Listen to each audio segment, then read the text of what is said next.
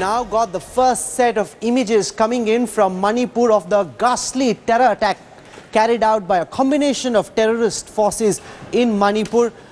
For more on this, I'm joined now by my colleague Gaurav Sawant, who's been speaking to his sources in the army. A Dogra regiment out for a road opening party, ambushed by these terrorists. These are horrific pictures. This is the worst attack in 2 decades in Manipur, Gaurav? It indeed is. In fact, when you look at these pictures and you get an idea of the domain, the terrain of this area, one part of this was a 4-vehicle convoy, 6th Battalion, the Dogra regiment, the Ghatak platoon was out for area domination. One company was actually heading home. One team was heading home. They'd finished their tour of duty. That is when on the heights, these terrorists were on a height. They opened fire. First, there was an ID. The first truck went up. Immediately after the ID, improvised explosive device, rocket-propelled grenades and rocket launchers. Can you show those images to our viewers, please?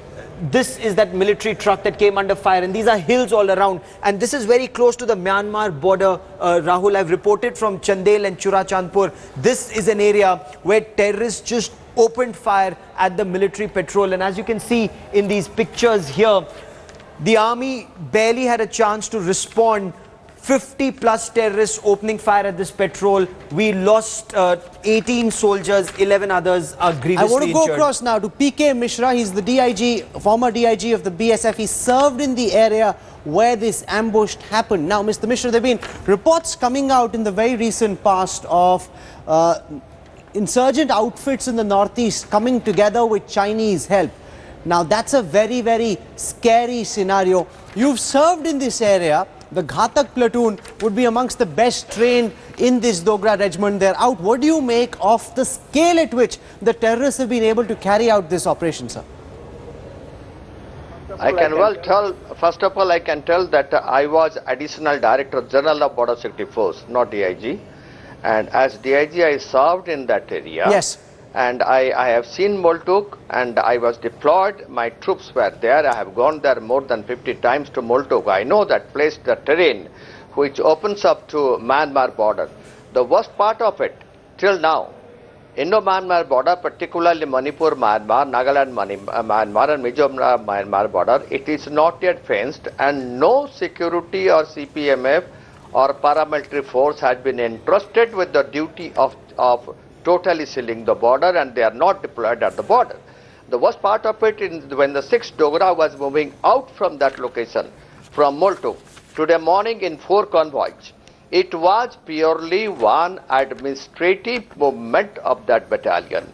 They were going out from that area, and some other battalion of Assam Rifle, I don't want to name it, I have all the information that they were supposed to lay the ROP, which perhaps sitting at Delhi, I should not speak like this, but perhaps no, Gaurav, there have been reports coming out of how the Prime Minister is very unhappy with this attack, and he's ordered the troops to try and take a very strong line and go after these insurgents. And you reported right before we went to China to cover the Prime Minister's visit that these, under the Chinese umbrella, all these organizations are coming together. They indeed are. If you look at the terrain, the moment you get out of Churachandpur and Chandel, the worst affected districts, you get into Myanmar. The Myanmar army has been very, very cooperative. India has had great operations with Myanmar, but there is the Kachin territory, which is virtually free territory, and from the Kachin territory is where the Chinese come in. And so we've got reports that these terrorists sneak back into Myanmar after this terror attack.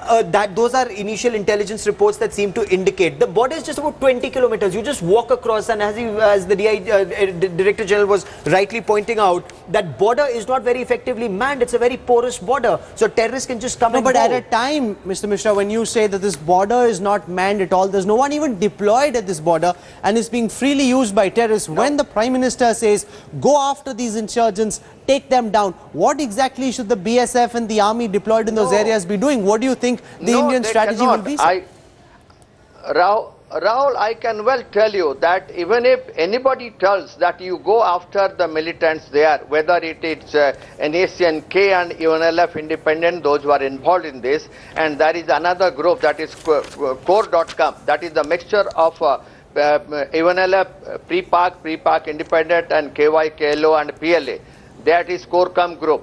So these two groups are quite predominant in that area. And the worst part of it, you keep on doing counterinsurgency operations for the last 20 years. It is being done. Okay. But The moment you go for advance, they go back to that indeed is a very, very big problem. I want to go across to the Member of Parliament of the Congress Party from that area, Maina Thupsung. He's joining us on this broadcast. Maina, thank you very much. Very, very sad evening this for Manipur. 18 Indian Army soldiers killed in this ambush. How is the state government responding to the threat that's been posed by the militants? This is the biggest attack in the last 2 decades on the army. It's very sad to listen. I am sorry to listen that. I convey my condolences to the, members, our very brave Jawans of the country, and also share the grief and the sorrow of the civil family. There have been some reports I've been reading about how the terrorists want to make it seem that this attack was in retaliation to a woman who was unfortunately killed during a patrol yesterday. Does that even make sense? Because if this patrol happened yesterday and that woman was killed, there's no way that multiple terrorist organizations can come together, carry out an attack of this scale within 24 hours of such a supposed provocation. That I cannot make any comment on that, maybe because we have to get the real information about that. Okay. But in this case, the situation on ground is very precarious. There are 32 diverse terrorist organizations that are operating in Manipur itself. There is a realignment of terror forces after NSC and K walked out of the agreement of the peace talks with Government of India. So NSC and IM talking to Government of India, NSC and K is not. NSC and K is talking to Alpha, getting all these terrorists under one umbrella. There are elements in China that's helping them in the Kachin province. And in all of this, what is actually happening is this is a war for domination. These terrorist groups collect taxes from the security forces, from the common man, and all of them are trying to dominate this area. What I also find very disturbing, and if you see all those screens of the other stations, no one's even discussing the story. 18 Indian Army soldiers ambushed by terrorists in Manipur. You've got Maggie playing on one channel, you've got Dil Dhadakne Do on the other, you've got Jammu and Kashmir where some separatist has made some comment and nobody even believes that this is a newsworthy story. Very, very sad state of affairs. These soldiers laid down their lives fighting for our nation, defending our nation. We cannot forget what they did. And the government, Gaurav, is coming up with a new strategy now to deal with all these insurgent outfits that are coming together. So the scale of the threat has changed. What do you know about this new strategy? What are we going to do? Well, the government is very clear. They will carry out surgical strikes. They will take Myanmar in the loop. This cannot happen unless Myanmar is on board. As far as India is concerned, any new terrorist organization, there will be no peace talks. You pick up the gun against the state will go after you. That is very clear. The existing terrorist groups are existing. They're known as anti-national elements, ANEs in the northeast. There will be talks, give up the gun, and then we talk peace. Now, in fact, Kiran Rijiju has put out a statement, the Minister of State for Home, saying that there's no question of any dialogue with these terrorist outfits. We will take a hard line against them. We've gone after terrorists in Jammu and Kashmir. That's now what we need to do with the help of Myanmar, of course, in the northeast as well. Gaurav Sawant, PK Mishra, thank you very much for joining us on the newsroom.